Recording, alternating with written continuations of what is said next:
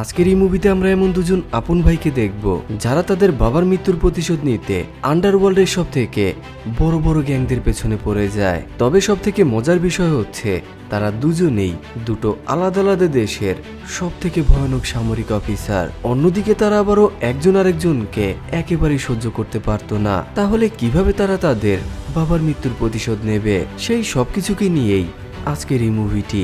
ভিডিওটা যদি ভালো লেগে থাকে একটা লাইক এবং সুন্দর একটা কমেন্ট করে দেবেন, এবং চ্যানেলটাকে যদি এখনো সাবস্ক্রাইব করে না থাকেন অবশ্যই চ্যানেলটাকে সাবস্ক্রাইব করে দেবেন। তো যাওয়া যাক মুভির স্টোরিতে। মুভি শুরুতেই আমরা ওয়াল্টার নামের একজনকে দেখি। তাকে দেখে এমনটা মনে হচ্ছে সে কোনো একজনের থেকে পালানোর চেষ্টা করছে। এমনকি ওয়াল্টার তার ড্রেসটাকেও চেঞ্জ করে ফেলে। অন্যদিকে তাকে যারা ফলো করছিল তারা তাকে কোনোভাবেই বেঁচে ফিরতে দেবে না।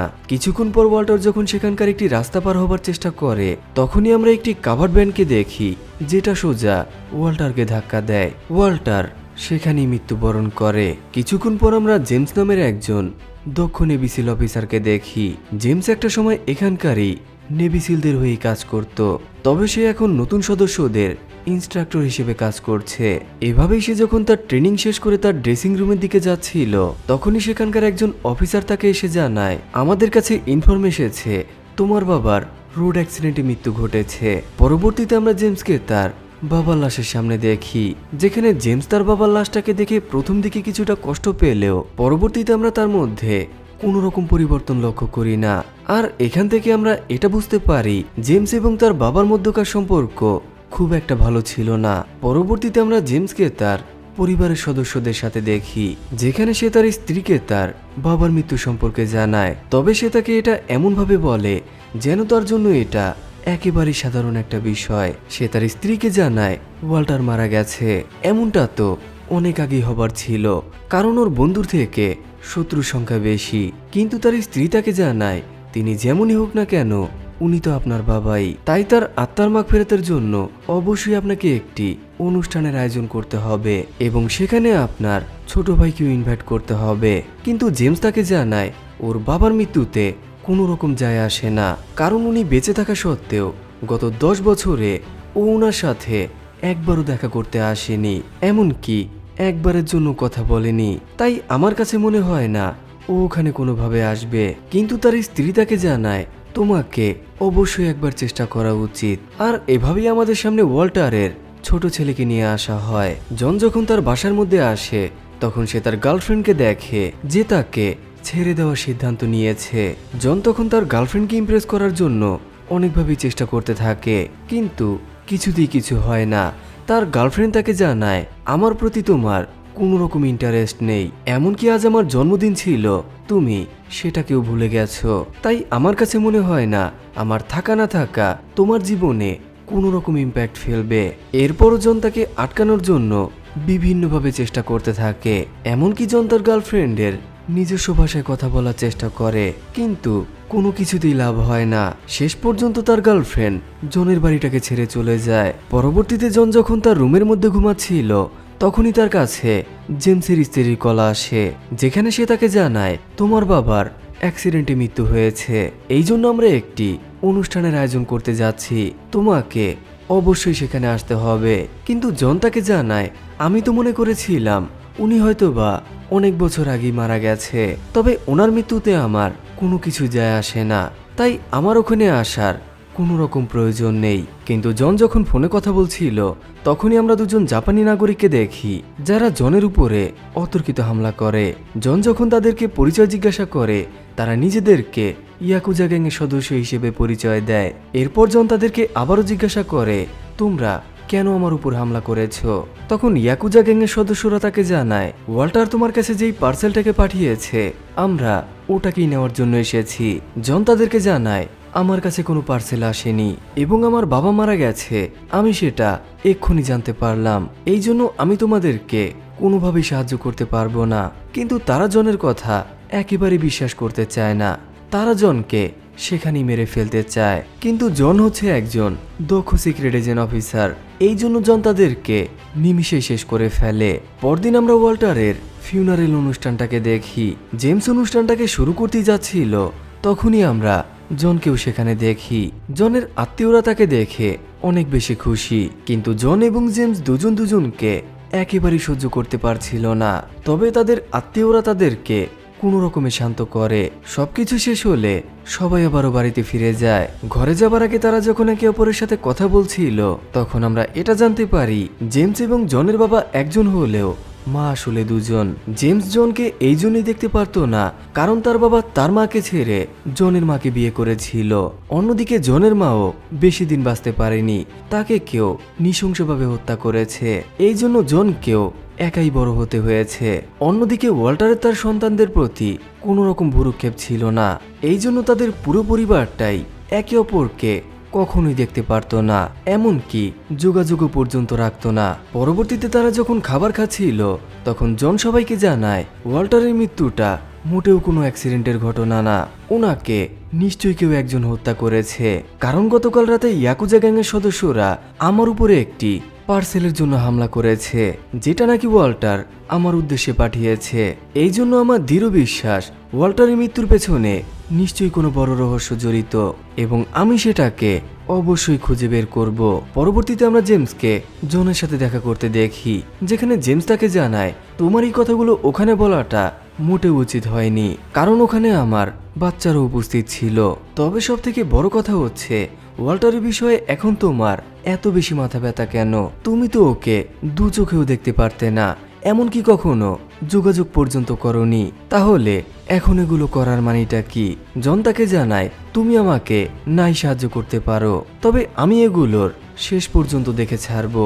পরবর্তীতে আমরা জনকে পাশের একটি নাইট ক্লাবের মধ্যে দেখি, যেখানে একজন লেডি ওয়েটার তাকে স্পেশাল ড্রিঙ্কস অফার করে। জন যখন সেখানে ড্রিঙ্কস করছিল, তখনই কে নামের অনেক বড় একজন প্রভাবশালী লোক জনের সাথে দেখা করতে আসে। কে তাকে জিজ্ঞাসা করে তুমি এখানে কি করছো? আমি তোমাকে আগেই বলেছিলাম আমি তোমাকে আমার শহরে কখনোই দেখতে চাই না, তবে যেহেতু তুমি এসেই পড়েছো, আমি তোমাকে 7 দিনের সময় বেঁধে দিচ্ছি। 8 দিনের মাথায় যদি আমি তোমাকে এই শহরটার মধ্যে দেখি, তাহলে তোমার সাথে কি হতে যাচ্ছে তুমি সেটা কল্পনাও করতে পারবে না। কিন্তু জন যখন কিছু একটা বলতেই যাবে, তখন সে লক্ষ্য করে সে নিজেকে আর কোনোভাবে সামলাতে পারছে না, কারণ তাকে যে ড্রিঙ্কসটা দেওয়া হয়েছিল সেটার মধ্যে একটি বিশেষ ধরনের ড্রাগ মেশানো ছিল। কে জনের গলার মধ্যে একটি বিশেষ ধরনের সিম্বল ড্র করে দেয় এবং তাকে জানায় 7 দিন পরে যেন আমি তোমাকে এই দেশটার মধ্যেই না দেখি, যত দ্রুত সম্ভব নিজের দেশে ফিরে যাও। অন্যদিকে আমরা জেমসকে দেখি যে পুলিশ সুপারের সাথে দেখা করার জন্য যায়, কারণ জনের কথা শুনে জেমসের মাথায়ও এখন বিভিন্ন প্রশ্ন ঘুরপাক খাচ্ছে। তখন পুলিশ সুপার তাকে জানায় আমরা তোমার বাবার বিষয়টাকে নিয়ে অনেক দিন ধরে ইনভেস্টিগেশন করছি, তবে আমাদের কাছে এরকমটা মনে হয় না তোমার বাবা হত্যা শিকার হয়েছে। আমাদের কাছে এটা একটি স্পষ্ট অ্যাক্সিডেন্টের ঘটনা, তবে এরপরও যদি আমরা এরকম কোনো তথ্য খুঁজে পাই যেটার মধ্যে হত্যার কোনো একটি দিক লক্ষ্য করা যায়, আমরা তোমাকে নিশ্চয়ই ইনফর্ম করব।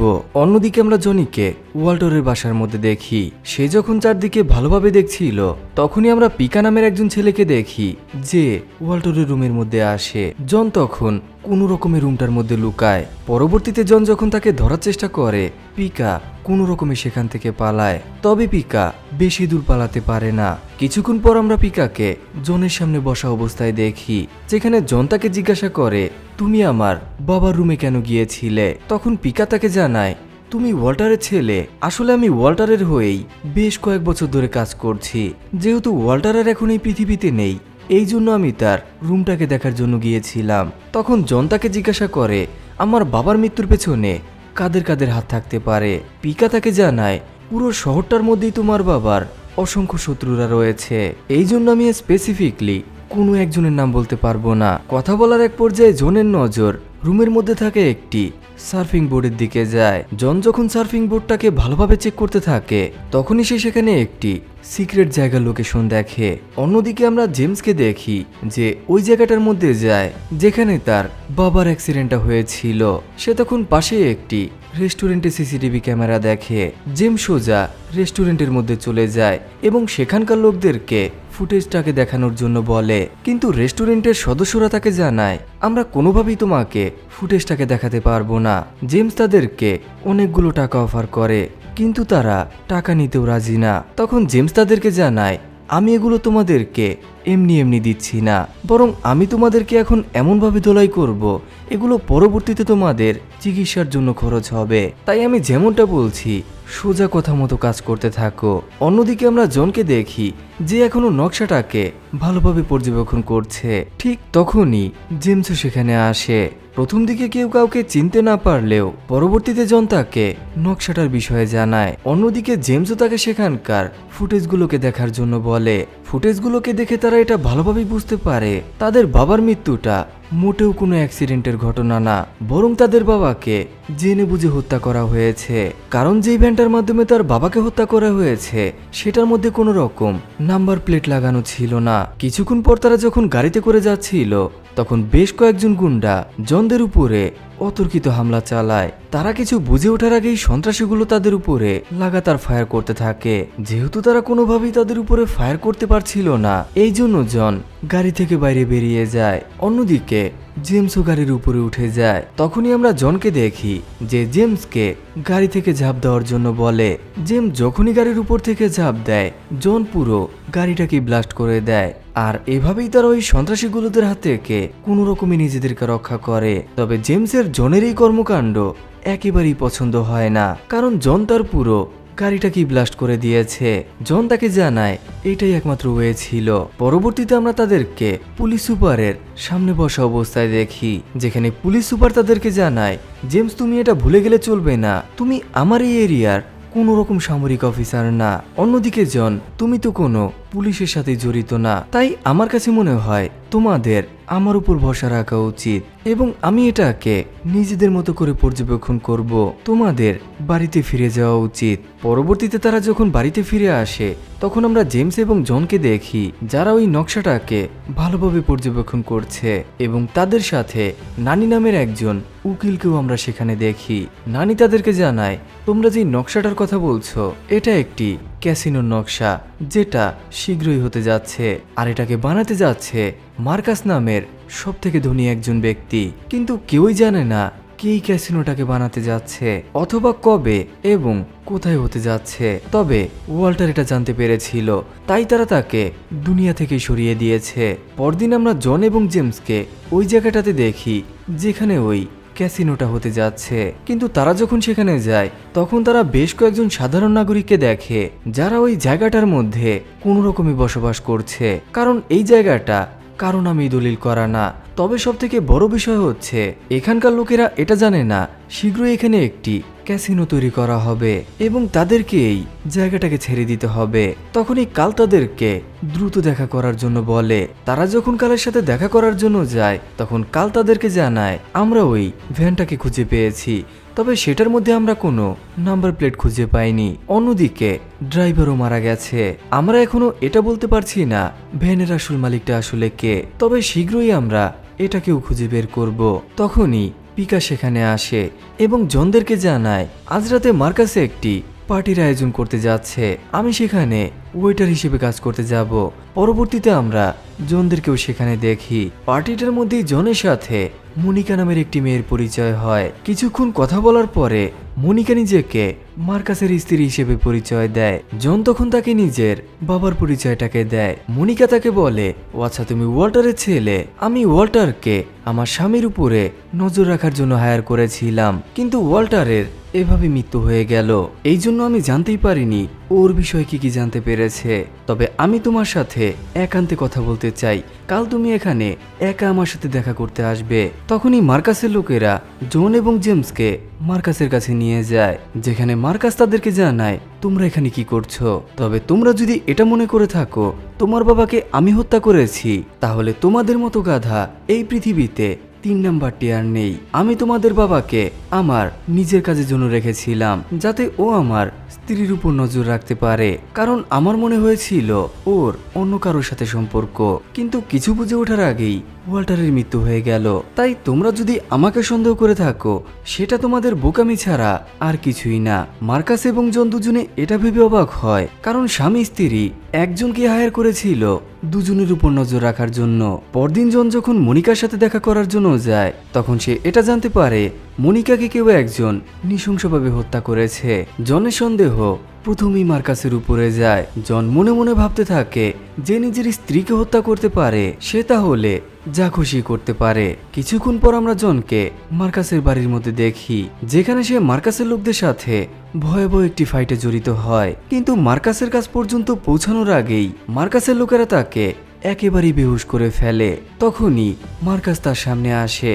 জন মার্কাসকে দেখে প্রচন্ড গালাগালি করতে থাকে, কিন্তু মার্কাস তাকে কোনো রকম ক্ষতি করে না, বরং পুলিশের হাতে সোপর্দ করে দেয়। জন যখন জেলের মধ্যে ছিল তখনই আমরা গভর্নরকে সেখানে দেখি, যে পুলিশদেরকে জনকে ছেড়ে দেওয়ার জন্য বলে।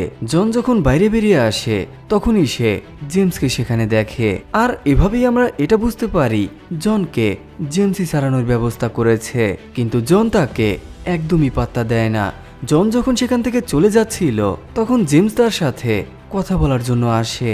কথা বলার এক পর্যায়ে দুজনের মধ্যেই প্রচন্ড হাতাহাতি শুরু হয়। প্রথম দিকে জেমস তাকে কিছু না বললেও সে নিজেকে আর বেশিক্ষণ আটকে রাখতে পারে না এবং তাদের মধ্যে ভয়াবহ একটি ফাইট শুরু হয়। ফাইট করার এক পর্যায়ে জন তাকে জানায়, আমি যখন একেবারেই ছোট কেউ একজন আমার চোখের সামনে আমার মাকে হত্যা করেছে, তখন আমি আমার বাবার উপরে ভরসা রেখেছিলাম, কিন্তু উনি আমাদের উপরে ভ্রুক্ষেপ করেও দেখেনি।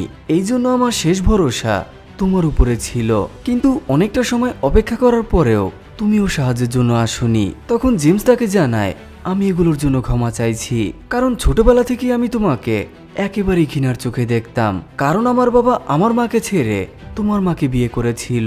এই জন্যই আমি কোনো রকম সাহায্যের জন্য এগিয়ে আসিনি। তবে যেহেতু আমি তোমার মার মৃত্যুর প্রতিশোধ নিতে পারিনি, তবে এবারে আমরা আমাদের বাবার মৃত্যুর প্রতিশোধ অবশ্যই নিয়ে ছাড়ব।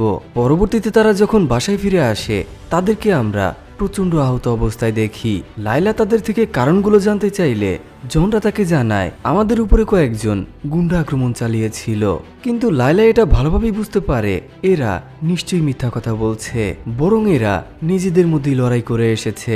তখনই জনের কাছে ভ্যালেন্টিনার কল আসে। ভ্যালেন্টিনা তাকে জানায়, আমি কিছুক্ষণ আগে তোমার বাড়ির সামনে গিয়েছিলাম, তোমার বাড়ির সামনে এক গাদা পার্সেল পড়ে আছে, আমি ওগুলোর মধ্যে একটি পেন ড্রাইভও খুঁজে পেয়েছি। জন এটা শুনে ভ্যালেন্টিনাকে বলে, তুমি যত দ্রুত সম্ভব পেন ড্রাইভটাকে নিয়ে আমার কাছে চলে আসো। কিন্তু ভ্যালেন্টিনা তাকে জানায়, আমি কোথাও আসতে যাচ্ছি না, কারণ আমি তোমাকে আগেই বলেছিলাম তোমার আর আমার মধ্যে এখন কোনো রকম সম্পর্ক নেই। কিন্তু জন তাকে জানায়, আমি তোমাকে ফোনে কিছুই বলতে পারবো না, তবে আমার এতটুকুই রিকোয়েস্ট, তুমি যত দ্রুত সম্ভব পেন ড্রাইভটাকে আমার কাছে নিয়ে আসো। পরবর্তীতে জন এয়ারপোর্টে ভ্যালেন্টিনাকে রিসিভ করার জন্য যায়। ভ্যালেন্টিনা যখন তাকে পেন ড্রাইভটাকে দেয়, জন সেটাকে পিকার কাছে দিয়ে দেয় এবং তাকে বলে, যেহেতু তুমি বাবার সাথে বহু বছর কাজ করেছো তাই নিশ্চয়ই তুমি এটাকে আনলক করতে পারবে। কিন্তু অনেকভাবে চেষ্টা করার পরেও পিকা ওই পেন ড্রাইভটাকে কোনোভাবেই আনলক করতে পারে না। তখন জেমস তাকে একটি পাসওয়ার্ড ট্রাই করার জন্য বলে, যেটা সে বহু বছর আগে তার বাবার ডেস্কের মধ্যে দেখেছে। সৌভাগ্যবশত পেন ড্রাইভটা আনলক হয়ে যায়। তারা যখন পেন ড্রাইভটাকে ওপেন করার চেষ্টা করে তখনই আমরা বেশ কয়েকজন সন্ত্রাসীদেরকে দেখি, যারা তাদের উপরে ভয়াবহ হামলা করতে থাকে, এমনকি হেলিকপ্টারের উপর থেকেও। তখন ভ্যালেন্টিনা তাদেরকে বলে, আমি গাড়িটাকে কন্ট্রোল করছি, তোমরা ওদের উপরে পাল্টা হামলা করতে থাকো।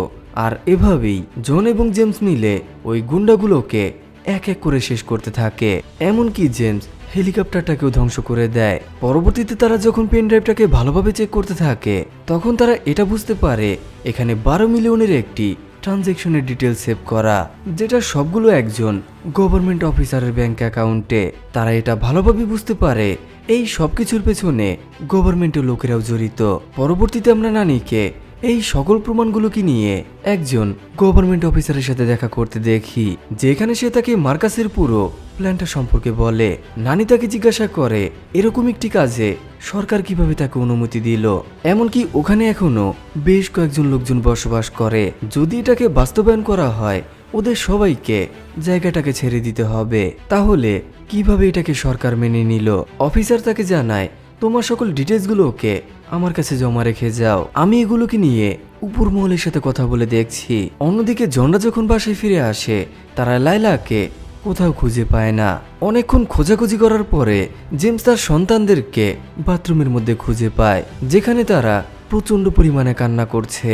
তার ছেলে তাকে জানায়, কিছুক্ষণ আগে এখানে বেশ কয়েকজন সন্ত্রাসী লোকেরা এসেছে, তারা লাইলাকে তাদের সাথে বন্দি করে নিয়ে গেছে।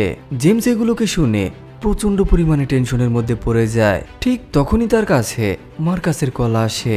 মার্কাস তাকে জানায়, তোমার কাছে যে পেন ড্রাইভটা আছে, তুমি যদি আগামী 1 ঘন্টার মধ্যে সেটাকে আমার কাছে না নিয়ে আসো, আমি লায়লা এবং নানিকে এখানেই শেষ করে ফেলবো। তাই তোমার কাছে এখন শুধুমাত্র 1 ঘন্টা সময় বাকি। জেমস তখন জনকে তার একটি গোপন রুমের মধ্যে নিয়ে আসে, আর এই গোপন রুমটার মধ্যেই পৃথিবীর সবথেকে ভয়ানক অস্ত্রগুলোকে রাখা।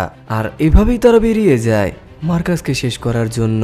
জেমসরা সেখানে গিয়ে মার্কাসের লোকদেরকে এক এক করে শেষ করতে থাকে। যেহেতু তাদের গানে সাইলেন্সার লাগানো ছিল, এই জন্য কেউ বুঝতেই পারছিল না এখানে আদৌ কোনো হামলা হয়েছে কিনা। কিছুক্ষণের মধ্যেই জেমসরা বাইরের সবগুলো গার্ডদেরকে শেষ করে দেয় এবং পুরো বাড়িটার মধ্যে ইলেকট্রিসিটি বিচ্ছিন্ন করে ফেলে। মার্কাস তখন তার এক সহযোগীকে বাইরে পর্যবেক্ষণের জন্য পাঠায়। সে যখন লাইনটাকে চেক করার জন্য আসে, তখন সেটা ভালোভাবে বুঝতে পারে এই সব কিছুকে ইচ্ছে করে করা হয়েছে। তার মানে জেমসরা এগুলোকে করেছে। কিন্তু সে মার্কাস পর্যন্ত পৌঁছানোর আগেই জেমসরা তাকে শেষ করে দেয়। বেশ কিছুক্ষণ হয়ে যাবার পরেও তার লোক ফিরে না আসায় মার্কাস এটা ভালোভাবে বুঝতে পারে জেমসরা এখানে চলে এসেছে। এই জন্য মার্কাস ইয়াকুজা গ্যাংদের খবর দেয় এবং তাদেরকে বলে, জীবিত অথবা মৃত জেমসদেরকে আমার কাছে নিয়ে আসো। দেখতে দেখতে পুরো এরিয়াটাই একটি মৃত্যুপুরীতে পরিণত হয়। জেমস ওই ইয়াকুজা গ্যাংয়ের সদস্যদেরকে এক এক করে শেষ করতে থাকে। কিছুক্ষণের মধ্যেই জনও সেখানে আসে এবং দুজনে মিলে এমন একটি রুমের মধ্যে যায় যেখানে লায়লা এবং নানিকে বন্দি করে রাখা। তবে মার্কাস অলরেডি পালিয়ে গেছে। জন তখন মার্কাসকে ধরার জন্য যায়। অন্যদিকে লায়লা জেমসকে জানায়, জন সর্বদা তোমার উপর ভরসা রাখে, এই জন্য জনকে এখন তোমার সাহায্য করা উচিত। জেমস তখন জনকে সাহায্য করার জন্য যায়, কিন্তু তখনই আমরা ইয়াকুজা গ্যাংয়ের একজন লেডি সদস্যকে দেখি যার নাম হচ্ছে নাকামুরা। তবে নাকামুরা একেবারেই কোনো সাধারণ সদস্য না। জেমস তার সাথে কোনোভাবেই পেরে উঠছিল না। বেশ কিছুক্ষণ ফাইট করার পরে একটা সময় জেমস কোনো রকমে নাকামুরাকে শেষ করে ফেলে।